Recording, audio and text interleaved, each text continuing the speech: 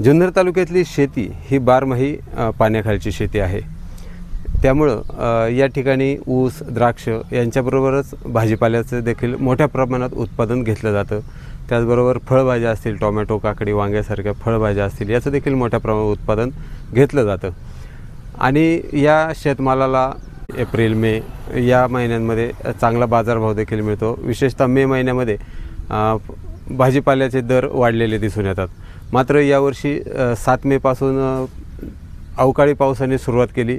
पूर्ण मे महिना या कालखंडामध्ये पाऊस पडत होता, त्यामुळे शेतकऱ्यांच्या हातातोंडाशी आलेला घास या पावसानं हिरावून नेला।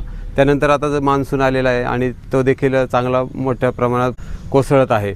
आता गेले 2-3 दिवस जुन्नर तालुक्यामध्ये पावसाने उघडीप दिलेली आहे, मात्र अद्यापही शेतामध्ये पाणी साचलेलं असल्यामुळे शेतकऱ्यांना मशागतीची कामं करता येत नाहीत। आपण या संदर्भात आता काही शेतकऱ्यांशी चर्चा केलेली आहे, पाहूयात। दादा, पाऊस उघडलाय? पाऊस उघडलाय, कालपासून उघडलाय पाऊस। कालपासून उघडला? कधीपासून चालू झाला होता पाऊस? 2 महिन्यापासून चालूच आहे सारखा। फार नुकसान करून टाकले पावसाने सगळं। काय नुकसानी झाले शेतात? झेंडूची, तांबटाची, गायांच्या खाद्यांचं सगळं नुकसान करून टाकले। मकाचं, खादटीचं पण मोठं नुकसान झालं। अनेक ठिकाणी रोपं पण पिवळी पडलेली दिसतात सगळे, म्हणजे पिकच पिवळी पडली सगळी। टोमॅटो चालू आहे की पण ते फार खराब झाले। टोमॅटोला बाजारभाव कसा आहे? बाजार काहीच नाही आता, 400, 300, 400, 500 कॅरेट। पण माल निघत नाही? माल निघत नाही। झेंडूला आहे तर 20 आणि 22 रुपये बाजार। त्याच्यामुळे काय आणि पावसामुळे जे नुकसान झालं त्याचे काही पंचनामे वगैरे काय केले का सर? नाही, काही त्याचं काय मागणी केलेली आहे का तुम्ही कुठं? नाही, अजून नाही केली काय पुढे।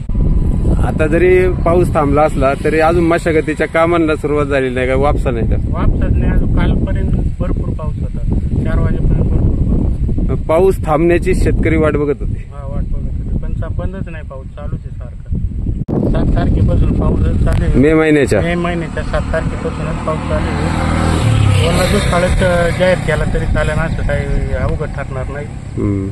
80-100 रुपये बाजार आहे फ्लावरला। कोबीला काही 60-70 रुपये। पाऊस पडला तरी नुकसान, नाही पडलं तरी नाही पडलं शेतकऱ्यांनी जगायचं आसमानी पण सुलतानी पण आहे। आपल्या भागात साधारणतः कोबी, फ्लावर, टोमॅटो, मिरची, पुन्हा ऊस, मका अशी सर्व प्रकारची पिके घेतली जातात। गेले 2 महिने जुन्नर तालुक्यामध्ये पावसाने थैमान घातलेले आहे। काय शेतकऱ्यांना अडचणी आल्या त्याच्यामुळे? पावसामुळे शेतकऱ्यांना बऱ्याच अडचणी आल्या। त्यातल्या त्यात बुरशीचा प्रादुर्भाव जास्त वाढला गेला।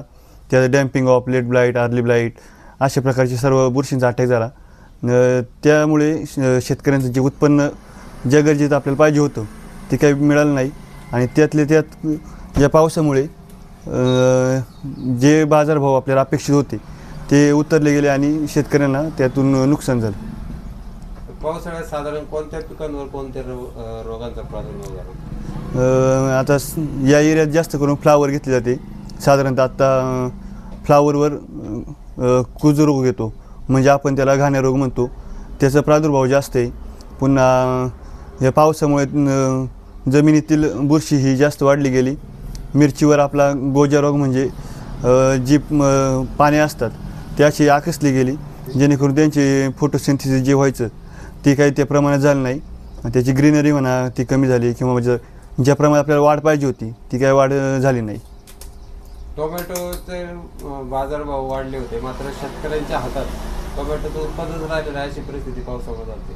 हो, या पावसाळ्यात काय झालं की ज्या खाली जमिनीमधल्या मुळी त्या चॉकअप झाल्या, त्याच्यामुळे त्यांना जे अन्नद्रव्य वर ज्या प्रमाणात पाहिजे होतं ते काही मिळालं नाही।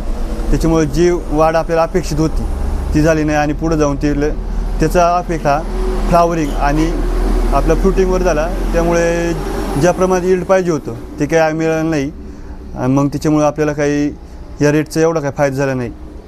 तसेच टोमॅटोमध्ये अतिवृष्टीमुळे आपल्या क्रॅकिंगचं प्रमाण वाढलं। ते क्रॅकिंगचं प्रमाण का वाढलं तर खालून जे पोटॅश अपटेक आहे ते वाढलं गेलं, त्यामुळे फळेही फुटली गेली।